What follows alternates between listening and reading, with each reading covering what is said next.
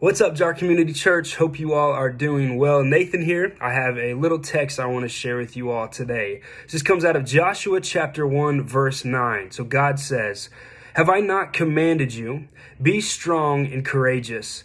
Do not be frightened and do not be dismayed, for the Lord your God is with you wherever you go." Now, I think that this text on its own provides enough encouragement, but when you understand the context in which God spoke this, it becomes even more encouraging. So right before this text, we read that Moses actually dies. And for a little context, God actually calls the Israelite people out of Egypt to go to the promised land of Israel. So at this time, the Israelites were actually slaves to the Egyptians, and God heard their cries, wanted to pull them out of their brokenness and take them to a land of milk and honey. Good stuff, a promised land. And on this way, Moses was their leader. And before they reach Israel, Moses actually dies. And now I would imagine if I was Joshua or if I was an Israelite, if the person that God called to lead me into this promised land dies, I would think to myself, that's it. Everything's over. I have no clue where we're going. This is completely hopeless.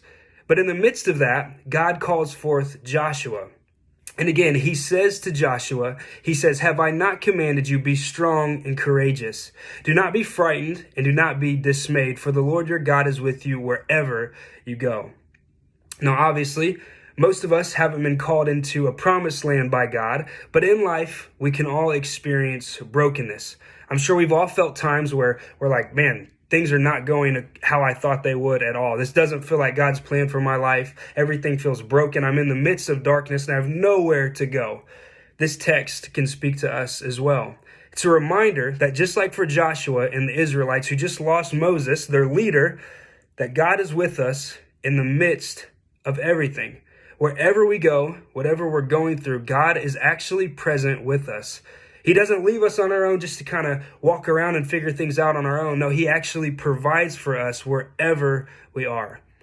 So I hope that this text brings you encouragement just like it does for me. And if you find yourself in the midst of brokenness, in the midst of hurt, or in the midst of darkness looking for hope, be reminded that God is present with you wherever you are. And he feels for you and he loves you and he cares for you through it all. Be well.